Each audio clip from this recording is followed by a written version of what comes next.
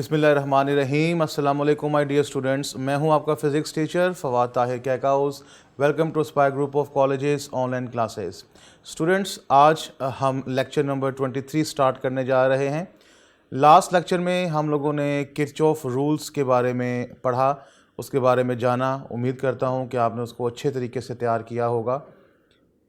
दो रूल्स हम लोगों ने पढ़े थे। एक था हमारे पास किरचॉफ का फर्स्ट रूल, जिसको पॉइंट रूल कहते हैं, करंट रूल कहते हैं, केसीएल लिखा जाता है। और दूसरा वोल्टेज रूल था, सेकंड रूल, जिसको हम केवीएल लिखते हैं।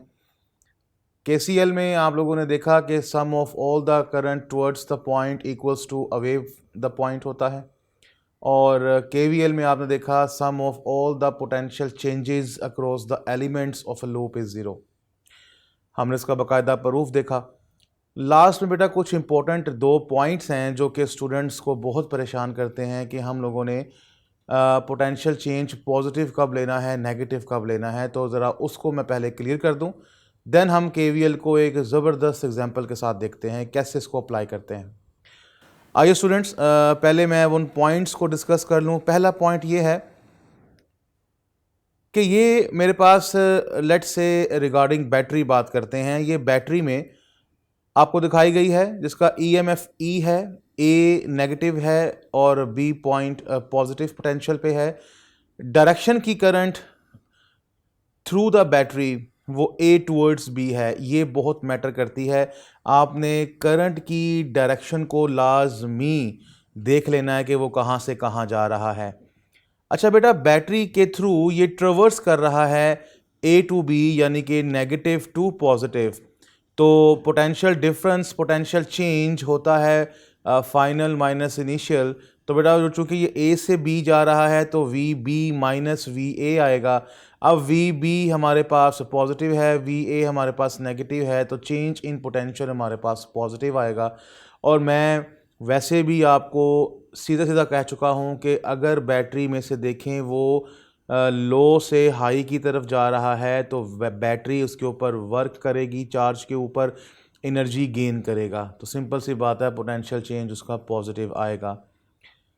If source of EMF is traversed from negative to positive terminal, the potential change is positive. तो वही बात जो इंग्लिश का बेसिकली हमें प्रॉब्लम होता है, हमें इंग्लिश की समझ नहीं आती।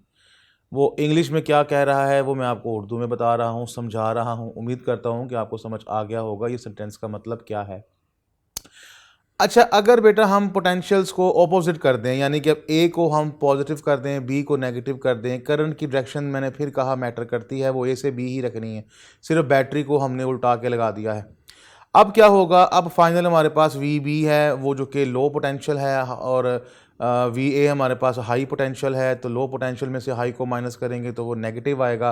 तो आपके पास चेंज इन पोटेंशियल नेगेटिव आएगा। इसका मतलब है कि जब भी चार्ज, जब भी करंट आप देख रहे हैं वो पॉजिटिव टू नेगेटिव ट्रेवर्स कर रहा है via EMF, via source, then हम उसको नेगेटिव लिया करेंगे।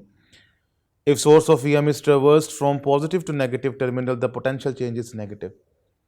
इसको याद करने के लिए बस ये ज़हन में रखें, बैटरी को देखें, अगर charge negative to positive flow कर रहा है तो पोटेंशियल पॉजिटिव ले लें, और अगर वो पॉजिटिव टू नेगेटिव फ्लो कर रहा है तो पोटेंशियल नेगेटिव ले लें। बिकॉज पॉजिटिव टू पोटेंशियल जाएगा तो work done against the EMF of the source, तो एनर्जी चार्ज लूज करेगा।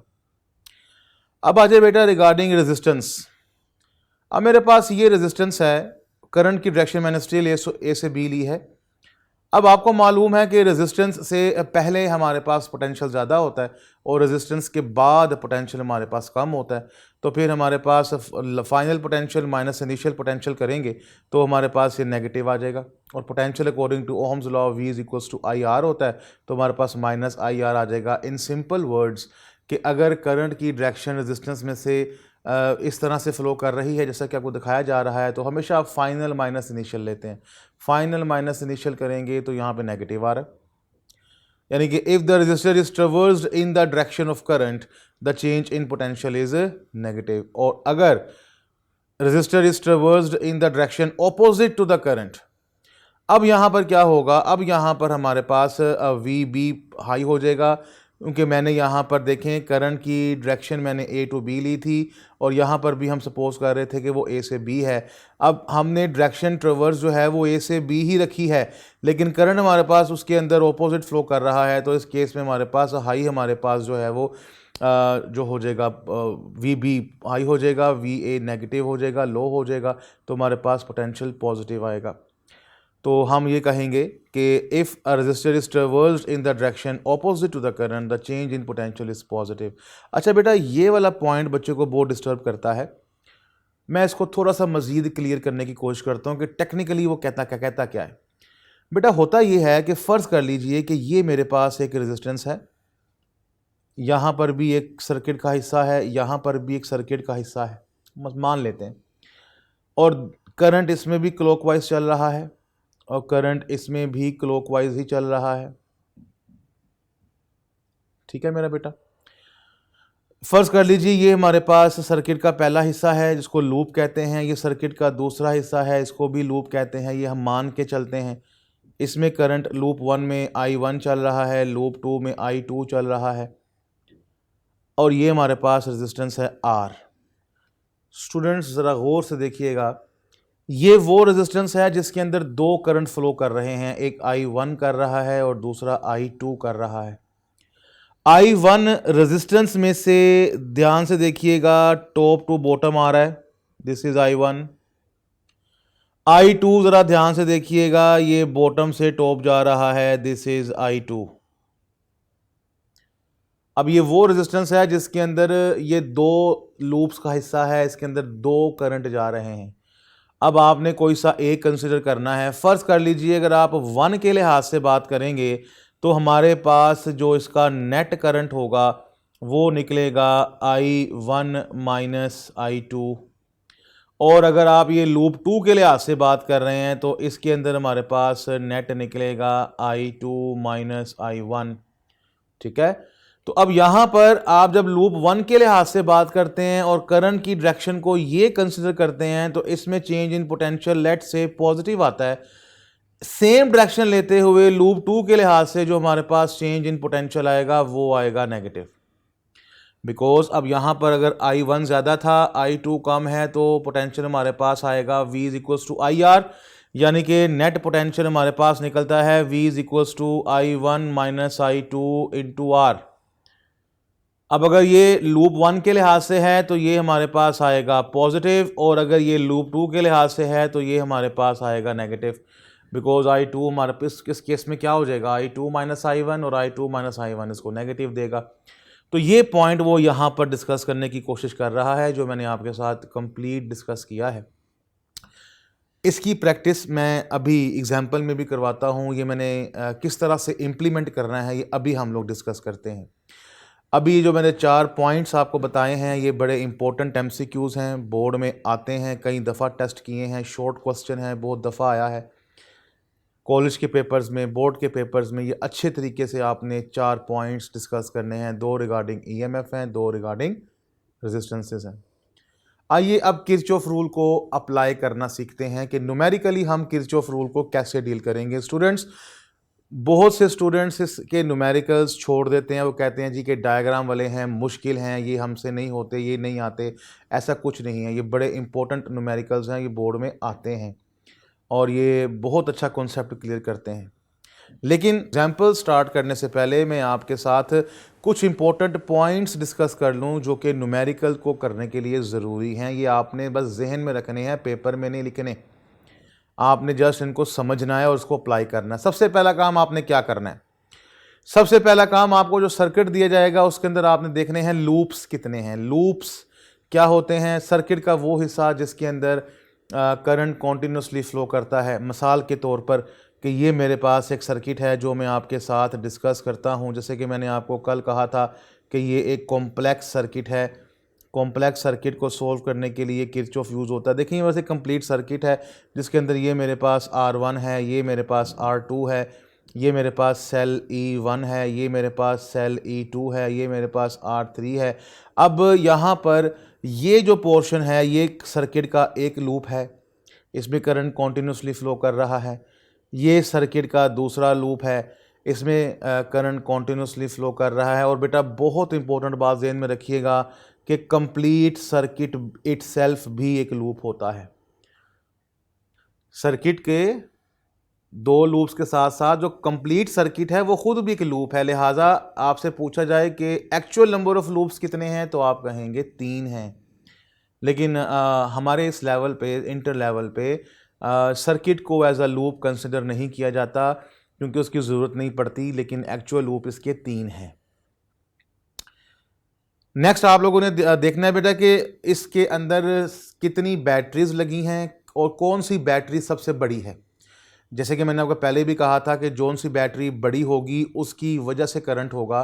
तो हम जब बैटरी को देख लेंगे कि कौन सी बैटरी सबसे बड़ी है, उसके मुताबिक अकॉर्डिंग टू कन्वेंशन हम करंट की डायरेक्शन ले लेंगे तमाम लूप्स के अंदर। एक लूप में नहीं, सारे लूप्स के अंदर वही डायरेक्शन लेंगे। आप देखना सबसे बड़ी बैटरी कौन से लूप में लगी है और वहां पर direction positive to negative conventionally clockwise बनती है कि एंटी क्लॉकवाइज बनती है। अगर आपने according to convention direction clockwise ली तो सभी लूप्स में क्लॉकवाइज लेनी है, और अगर एंटी क्लॉकवाइज ली तो सभी लूप्स में एंटी क्लॉकवाइज लेनी है। ये बात जहन में रखिएगा, बहुत इंपॉर्टेंट पॉइंट है ये। उसके बाद हम केवीएल लूप्स के ऊपर 1 बाय 1 अप्लाई करना शुरू कर देंगे। वही सम ऑफ पोटेंशियल्स, हम एलिमेंट्स को काउंट करेंगे कितने एलिमेंट्स हैं, उनके पोटेंशियल्स का सम 0 कर देंगे और अप्लाई कर देंगे। बात सिचुएशन ऐसी आएगी कि आपके पास लूप के अंदर कोई ना कोई एक कॉमन एलिमेंट होगा। मैंने अभी आपको इस आर्टिकल से पहले आपको मैंने एक छोटा सा पॉइंट्स 4 करवाए थे रूल्स, तो उसके अंदर मैंने आपको एक सर्किट सा बना के दिया था और उसमें जो रेजिस्टेंस था वो आपने देखा था कि इस तरह से एक मैंने रेजिस्टेंस यहाँ बनाया था और ये मैंने कहा था फ़र्ज़ कर लें ये एक लूप है, ये दूसरा लूप है। अब ये जो रेजिस्टेंस R है ये लूप 1 का भी हिस्सा है और रेजिस्टेंस R इस लूप 2 का भी हिस्सा है। तो ये जो R है ये कॉमन एलिमेंट है जो एक से ज़्यादा लूप का हिस्सा होगा। अगर ऐसा होगा तो क्या करना है? अगर बेटा ऐसा होगा तो फिर आपने इसमें से नेट ऑफ करंट लेना है। नेट ऑफ करंट से मुराद large value minus small value. अब कैसे लेनी है ये भी मैंने पीछे बता दिया है कि अगर मैं लूप 1 के लिए काम कर रहा हूं तो लार्ज वैल्यू होगी I1 माइनस I2, और अगर मैं लूप 2 के लिए काम कर रहा हूं तो नेट ऑफ वैल्यू होगी I2 माइनस I1। बस ये बात आपने ध्यान में रखनी। ओके, ध्यान से देख लेना क्या कोई कॉमन एलिमेंट तो नहीं है। अगर कोई कॉमन एलिमेंट है तो उसमें से लाजमी 2 करंट्स गुजर रहे होंगे, वो भी ऑपोजिट डायरेक्शन में गुजर रहे होंगे। और फिर आपने नेट ऑफ वैल्यू लेनी है, बड़ी वैल्यू में से छोटी वैल्यू को माइनस करना है। बड़ी वैल्यू कौन सी है? जिस लूप के ऊपर आप केवीएल अप्लाई कर रहे हैं उसका करंट बड़ा होगा।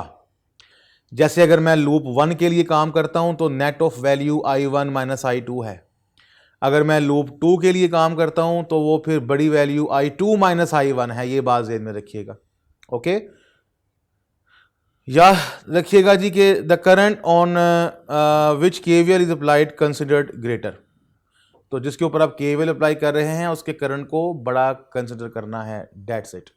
बस ये बेटा जी आपके कुछ इंपॉर्टेंट पॉइंट्स हैं जो आपने अब एग्जाम्पल में देखने हैं, ज़रा गौर से देखिएगा। एग्जाम्पल नंबर बेटा 13.6 है। बहुत ख़तरनाक एग्जाम्पल है, जब आप बुक को देखेंगे तो आप डर जाएंगे, आप कहेंगे यार ये क्या है, लेकिन ये इंतहाई आसान है। देखिए कितनी खूबसूरत एग्जाम्पल है। उसने आपको कहा है कि ये सर्किट है, उसके अंदर आपने करंट की वैल्यूज़ को बताना है I1 और I2 जो आप सर्किट में देख रहे हैं। अब यहाँ पे देखिए उसने 3 सोर्सेज लगाए हुए हैं। E1 की वैल्यू उसने आपको दी हुई है 40, E2 की वैल्यू उसने दी है 60, E3 की वैल्यू उसने दी है 50, R1 की वैल्यू 10 है, 2 की 30 है और 3 की 15 है। ये उसने वैल्यूज़ दे दी हैं और आपसे कहा है कि जो सर्किट में करंट चल रहे हैं इनकी वैल्यू बताएं क्या है। तो ये केवीएल अप्लाई होगा। तो स्टूडेंट्स आइए हम केवीएल अप्लाई करते हैं लूप 1 पे। अब नॉर्मली लूप 1 कौन सा है? सबसे पहले मैंने क्या कहा था, सबसे बड़ी बैटरी देखें और उसके मुताबिक करंट की डायरेक्शन ले लें। अब चूंकि इसमें करंट की डायरेक्शन ली हुई है तो हमें कोई मसला नहीं है। अब यहां पर ये पॉजिटिव है, ये नेगेटिव है, करंट चलेगा यहां से यहां। जब ये पॉइंट बी पर पहुंचेगा, पॉइंट बी पर पहुंचने के बाद इसके पास ये भी रास्ता है जाने का, ये भी रास्ता है जाने का, लेकिन बेटा वो बैटरी E1 की तरफ जाएगा, बिकॉज E1 का पोटेंशियल 40 है, E3 का पोटेंशियल 50 है, क्योंकि जब ये क्लॉकवाइज जाएगा तो यहां पर पॉजिटिव है, अपोज करेगा, एनर्जी लूज करेगा। एंटी क्लॉकवाइज जाएगा तब भी यहां पर पॉजिटिव है, अपोज करेगा, एनर्जी लूज करेगा। लेकिन करंट हमेशा वहां जाता है जहां पर एनर्जी में लॉस कम होता है, करंट हमेशा वहां फ्लो ज़्यादा करता है जहां पर ऑपोजिशन रुकावट कम होती है। तो अब आपको समझ आ गया होगा कि करंट की डायरेक्शन उसने क्लॉकवाइज ही क्यों ली थी। तो याद रखिएगा, इस तरह से आपने करंट की डायरेक्शन लेनी है। तो करंट चूंकि क्लॉकवाइज भी जा सकता था, एंटी क्लॉकवाइज भी जा सकता था, तो क्लॉकवाइज ही क्यों? क्योंकि वहां पर ऑपोजिशन थोड़ी है, रुकावट थोड़ी है, रेजिस्टेंस थोड़ी है। तो जहां पर रेजिस्टेंस थोड़ी होती है करंट वहां पे ज़्यादा जाता है, इसलिए करंट यहाँ पे क्लॉकवाइज फ्लो करेगा। इसका मतलब है कि मैं इसको लूप 1 कंसिडर कर रहा हूँ, इसको लूप 2 कंसिडर कर रहा हूँ। लो जी, मेरे 2 लूप्स हैं, अब मैं दोनों लूप्स के ऊपर KVL अप्लाई करने लगा हूँ। कि लूप 1 के अंदर बेटा मेरे पास एलिमेंट्स काउंट कर लीजिए कितने हैं। एक एलिमेंट मेरे पास यहाँ पर ये है जी E1, एक एलिमेंट ये है मेरे पास R1, एक एलिमेंट ये है मेरे पास R2 और एक एलिमेंट है E2। लूप 1 में 4 एलिमेंट्स हैं जी, गौर से देख लें। इसका मतलब है कि चारों के पोटेंशियल्स का सम 0 है। अब यहां पर कंफ्यूजन होगी, V1 किसका है, V2 किसका है, V3 किसका और V4 किसका। इसकी सूरत के लिए मैं यहां पर बता देता हूं, आप भी ऐसा ही करिएगा। आप उसको बता दें कि V1 हम E2 का पोटेंशियल कंसिडर कर रहे हैं, V2 E1 का, V3 R1 का और V4 R2 का। ये आपकी अपनी मर्जी है, मैंने अगर ये ऑर्डर लिया है तो ज़रूरी नहीं आपने भी ये लेना है। आप जोन सा पोटेंशियल जिसको मर्जी कह दें, कोई इशू नहीं है, कोई मसला नहीं आएगा। ऐसा करने से बस ये है कि हमें कैलकुलेशन में आसानी हो जाएगी, जल्दी से हम सर्किट देखकर वैल्यू निकाल सकते हैं। ये देखिए बेटा, अब V1 चूंकि E2 का है, अब सारे बच्चे अपनी निगाहें E2 पे ले जाएं। E2 से करंट स्टार्ट हो रहा है, E2 की वैल्यू है 60, उसने पोटेंशियल ऑलरेडी दिया हुआ है, और वैसे भी करंट हमारा EMF के थ्रू नेगेटिव टू पॉजिटिव आ रहा है, तो ये पॉजिटिव लिया जाएगा, जो मैंने पीछे 4 पॉइंट्स बताए थे। तो हमारे पास पहला आ जाएगा 60, ये आप देख रहे हैं कि मेरे पास 60 आ गया। दूसरा पोटेंशियल मैंने यहाँ पर किसका लिया हुआ है, E1 का। अब मैं अपनी निगाहें E1 पे ले जाऊंगा। जब बेटा E1 की बात करूंगा तो करंट को ज़रा गौर से देखें, ये बैटरी के थ्रू हाई से लो जा रहा है, पॉजिटिव से नेगेटिव जा रहा है। तो पॉजिटिव से नेगेटिव जाएगा तो एनर्जी लूज करेगा, नेगेटिव आएगा, लूज को नेगेटिव से शो करते हैं। तो E1 की वैल्यू उसने दी हुई है आपको 40, तो अब ये +40 नहीं होगा, ये -40 होगा, इसलिए मैंने यहाँ पर -40 लिखा है। बड़े ही ध्यान से, बहुत ही सुकून से ये बात को समझना है। क्लियर हो गया मेरा बेटा? अब आ जाए तीसरे पे जाते हैं। तो तीसरा हमारे पास है R1 रेजिस्टेंस, और रेजिस्टेंस का पोटेंशियल हमारे पास होता है IR। अब R1 की वैल्यू उसने हमें दी हुई है 10, और R1 में से जो करंट फ्लो कर रहा है वो कर रहा है I1, लूप 1 में I1 फ्लो कर रहा है। तो फॉर्मूले के मुताबिक I1 आएगा, I1 R1 आएगा। तो R1 चूंकि 10 है, हमारे पास आ जाएगा 10 I1। अब चूंकि ये रेजिस्टेंस है, और मैं आपको पहले भी कई बार कह चुका हूँ, रेजिस्टेंस में से जब भी करंट का फ्लो होगा वो एनर्जी लूज करेगा, इसलिए आप देख रहे हैं मैंने यहाँ पर भी माइनस को शो किया है। क्लियर हो गया बेटा? अब नेक्स्ट चलिए 4 पे। 4 है जी हमारा कॉमन एलिमेंट। ज़रा गौर से देखिए, ये जो हमारे पास R2 लगा है 30 ओम सेंटर में, ये लूप 1 का भी हिस्सा है, लूप 2 का भी हिस्सा है, दोनों का हिस्सा है, तो कॉमन एलिमेंट हुआ। कॉमन एलिमेंट में से क्या लेना है, net of current. Net of current के लिए क्या चाहिए, करंट में डिफरेंस। करंट में डिफरेंस के लिए क्या करना है, बड़ी वैल्यू में से छोटी वैल्यू माइनस करनी है। कैसे पता लगेगा बड़ी वैल्यू कौन सी है, जोन से लूप के ऊपर KVL लगा रहे हो वो वैल्यू बड़ी है। अब किस कौन से लूप पे KVL लग रहा है, KVL लग रहा है जी लूप नंबर 1 पे। तो लूप नंबर 1 का करंट कौन सा है, I1। तो आप डायग्राम से देखते हुए क्लियर देख सकते हैं, मैंने लिखा हुआ है I1 - I2। और IR इसका फार्मूला है, रेजिस्टेंस की वैल्यू 30 है, इसलिए मैंने यहाँ पे 30 I1 माइनस I2 कर दिया और साथ में देखिए मैंने माइनस लगाया है। माइनस क्यों लगाना है? क्योंकि रेजिस्टेंस है, रेजिस्टेंस में होनी ही कमी है, तो रेजिस्टेंस में तो माइनस आना ही आना है। तो इस तरह से स्टूडेंट्स आप लोगों ने ये KVL को अप्लाई कर लेना है लूप नंबर 1 पे। अब इसको आपने साथ साथ सिंप्लीफाई करना शुरू कर देना है। अब बेटा ब्रैकेट्स को ओपन करेंगे, ये आएगा 60 minus 40 minus 10 I1 minus I1 minus I2 30। मज़ीद सिंप्लीफाई करेंगे, I1 वाली वैल्यूज़ को कंबाइन करके 40 हो जाएगा। उसके बाद आप 20 को राइट साइड पे ले जाएं, सारी वैल्यू 10 पे डिवाइड कर दें, आपके पास आ जाएगा 4I1 minus 3I2 equals to 2। तो ये हमारे पास इस तरह से एक इक्वेशन डेवलप हो जाएगी जो कि लूप 1 को सोल्व करके आती है। अब स्टूडेंट्स बिल्कुल इसी पैटर्न पे आपने लूप नंबर 2 के ऊपर KVL अप्लाई करना है। लूप नंबर 2 पे KVL अप्लाई करेंगे तो हमारे पास अगेन आप देखें लूप नंबर 2 के अंदर हमारे पास कितने एलिमेंट्स हैं, अगेन आप देख सकते हैं लूप नंबर 2 में हमारे पास अगेन 4 एलिमेंट्स हैं। एक है E2, एक है E3, एक R2 और एक R3। ये है जी हमारे पास लूप नंबर 2, आप क्लियरली देख सकते हैं। अब यहां पर V1 2 3 4 किस किस के हैं उसके लिए मैंने ये लिख दिया कि V1 E2 का है, V2 R2 का है, V3 R3 का है और V4 E3 का है। अब जिस तरह से लूप 1 के लिए काम किया है, ज़रा आंखें खोल के ध्यान से लूप 2 के लिए भी फटाफट करें। तो देखिए V1 मैंने लिख दिया 60। क्यों लिखा 60? क्योंकि E2 को देखें, E2 में से करंट I2 पॉजिटिव से नेगेटिव जा रहा है तो फिर पोटेंशियल हमारे पास नेगेटिव आएगा। R2 हमारे पास कॉमन एलिमेंट है, तो कॉमन एलिमेंट में क्या करना है, I2 माइनस I1, क्योंकि लूप 2 के लिए काम कर रहे हैं। तो आप देख रहे हैं मैंने यहाँ पर I2 माइनस I1 किया है। लूप 3 R3 के लिए हमारे पास देखें तो ये 15I2 बनेगा और ये नेगेटिव आएगा क्योंकि ये हमारे पास रेजिस्टेंस है। एंड देन हमारे पास आ जाएगा E3 की वैल्यू बेटा हमारे पास 50 है। तो ये आप देख रहे हैं यहाँ पर, क्योंकि 50 मैंने पॉजिटिव लिया है, और क्यों पॉजिटिव लिया है आप क्लियरली देख सकते हैं कि करंट नेगेटिव टू पॉजिटिव जा रहा है। तो ये वही पॉइंट्स जो मैंने पीछे समझाए हैं उन्हीं को अप्लाई कर रहा हूँ।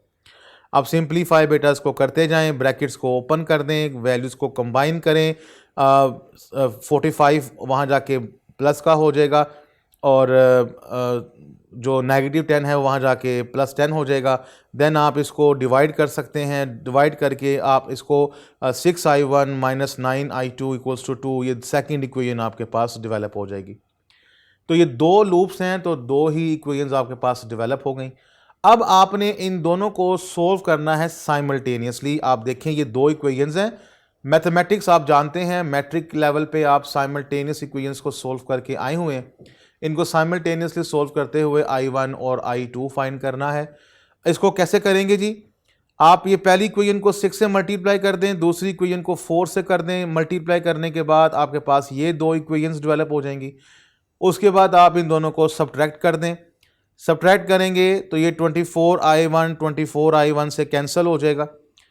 36 में से 18 निकालेंगे तो 18I2 और 12 में से 8 निकालेंगे तो 4I2 यहाँ से कैलकुलेट करेंगे, आपके पास आ जाएगा 2/9 ampere. So this is the value of current in loop number 2। तो लूप 2 में इतना करंट फ्लो कर रहा है। आप इसको अपनी बुक की एग्जांपल से भी कंपेयर कर सकते हैं, वहाँ पे इतना लंबा चौड़ा सॉल्यूशन है, हम लोग कितना आसानी से इसको कर रहे हैं। अब साइमल्टेनियस इक्वेशन में आपने क्या देखा कि एक इक्वेशन से आंसर निकला और इसको दूसरी में पुट कर देना है। अब ये वाली वैल्यू को आप दूसरी इक्वेशन में पुट कर दें I2 की जगह पर, और यहाँ से जब आप एलसीएम लेकर I1 निकालेंगे आपके पास I1 की वैल्यू निकलेगी 2/3 एम्पेयर। तो इस तरह से आपने जो लूप 1 में करंट चल रहा है वो भी कैलकुलेट कर लिया। सिंप्लीफिकेशन इतना मुश्किल काम नहीं है, मुश्किल काम है लूप को इक्वेशन बनाना। लूप से जिस तरह से आप इक्वेशन बनाएंगे KVL की मदद से, सारे नंबर ही वहीं पर हैं। अगर आप वो अच्छे तरीके से कर लें, आगे सिर्फ मैथमेटिक्स है, वो कोई भी कर सकता है। तो स्टूडेंट्स आज के लेक्चर में आपने किरचॉफ के रूल्स को पढ़ा और आखिर में एक एग्जांपल देखी जो कि KVL को बहुत ज़बरदस्त तौर पे क्लियर करती है। इसको अच्छे तरीके से करिए और आई सजेस्ट इसको 2-3 दफ़ा देखने के बाद ज़बानी करें। जब तक आप ज़बानी नहीं कर पाते आप इसको करते जाएं, बेशक आपको 3 से 4 दफ़ा करना पड़े। नेक्स्ट लेक्चर में हम लोग अपना एक लॉन्ग क्वेश्चन स्टार्ट करेंगे जो कि इसी की बेस पर होगा। तब तक अपने टीचर को इजाज़त दीजिए। अल्लाह हाफिज़।